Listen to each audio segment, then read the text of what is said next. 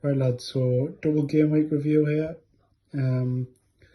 First up we got the Villains, 129.5 versus Rag, 134.5. Rag has loads of City players. I think a few weren't playing the first leg, or the first game of the week, but I think Murray's played both. Murray's has been a good player the last few weeks. Finally, after two-thirds of the way through the season, he's finally getting game time. Villains standout performer Aspilicueta and Ndidi. Tried to get Ndidi off waivers, picked him up, unluckily got injured, so I had to drop him. Tried to trade him for El Ghazi, but no. But Rag, going in the last game, I think Alonso and Giroud didn't play. A few key passes by Aspilicueta, which, if they were turned into assists, would have won him the tie. Moving on, close matchup again, a double game week being separated by under 3 points is quite unlucky on Jura's side. James Rodriguez didn't play any of the minutes. I think it was one of the last games on the first week, so hence why he probably left him in, thought he would at least get some minutes, but he must have been injured. Digne and Michael Keane putting up the majorities of his numbers. Digne always has the potential to do well. Looking at his squad, I think he's been hit with a few injuries, even though he's traded Madison. I think he's had a couple of injuries. Rashford's only forward starting that week. STP scraped a win, well, I wouldn't say scraped a win with 179 points, but Zambo and Gylfi were benched the last game. Gylfi came on and about 84 seconds, I think, it took him to to get an assist. At one point he was going backwards, I think. At one point, tossing Lookman and another player had a yellow card and tossing with his own goal. So he was going backwards before he went forwards, but Mane put up a few dribbles to win him the tie, even though he probably should have scored.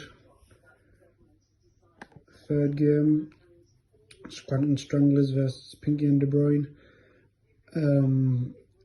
Double game week for Gabe didn't work out.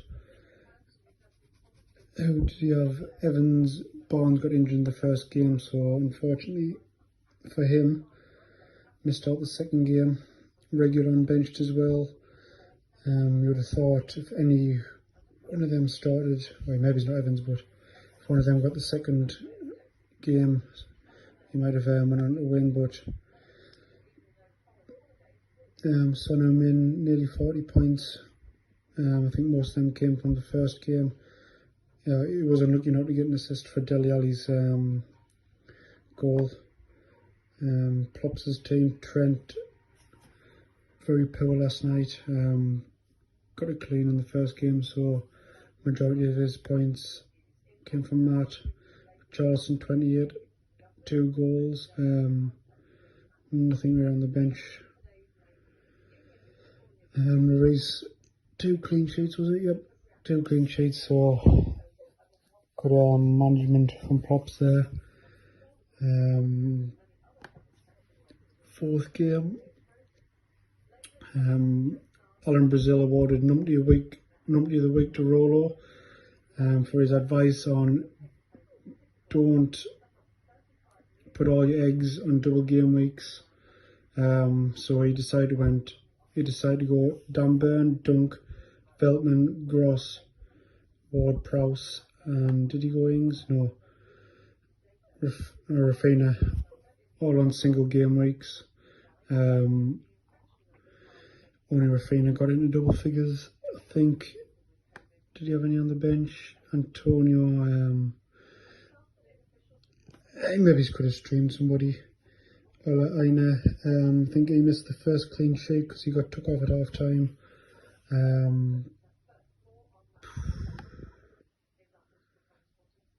Bruno 18 on a double game week, so nothing really went well for Colo this week. He's I think he's made a few changes this week, so regards to pickups, Trinity Cannons, Spurs lads, Kane, Bale both put up massive numbers for a double game week. Ollie Watkins as well. Chilwell started both games actually, but leaving him on the bench wasn't a surprise. You would think he would only start one anyway, but Ruben Diaz, don't think he played the second game. Was it Laporte, Stones? I can't remember now. But Gareth Bale really started off win, and don't think Rolo ever really recovered. So yeah, in Brazil, numpty of the week, Rolo. Final game was, of course, me versus BJ's. Semedo didn't really get any numbers the first game, and a few goals against Man City, -5 for a double game week. Sterling 5. Mason Greenwood played both games, 3.5. Ziyech had a good first game, so did Mora. Zinchenko didn't play the second game. Davison Sanchez, obviously a good pickup, 31.5. He was a good pickup for this game week. Unfortunately, Jesus on the bench wouldn't have made a difference, but maybe he's take him over Greenwood. Stuart Armstrong only playing one game.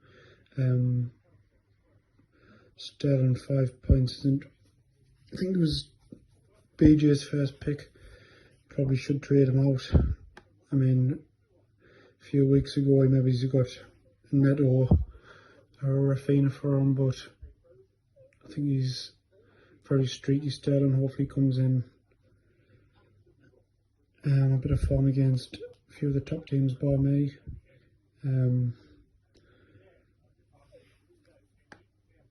My team full of superstars. Adama busted the first game. Highest points without a goal, assist or a clean sheet, I think. Single score, 27. El Ghazi put up a monster score the first game and a steady score the second game. He needs to play all the time to be a consistent Fantrax player. Target a bit disappointing. Now Mohamed, I picked them up. I thought they'd get at least one. Did they get a clean? Yeah, they got one clean sheet. But they got clean sheet between them and still only managed 13 in 2 games. Luke Shaw, I'm really happy with that trade. Madison is probably the better scorer, but Shaw over the last couple of months has really come good. Who else was I going to say? Tillmans as well in that trade. Scores 8 to 10 points every game, so not bad having him in your side. Neto 24, solid score. Standings, SDP goes top, Rolo in second, May, Gabe, Sané Mane, Rag, Peaky De Bruyne down to 7th now, BJ's, Cannons and Villains. I think I said a few months ago that STP, May or Rolo would win. I still think that. Gabe has got a chance, but I think Barnes being injured, being a good player from over the last few weeks, might upset his team a bit, hopefully. Top 3 is going to be interesting. I think Juris still got a good chance, especially if Madison comes back, and then I think Rag will be safe. I think 7th, 8th, 9th and 10th. I think they'll all be battling out for the bottom of the league.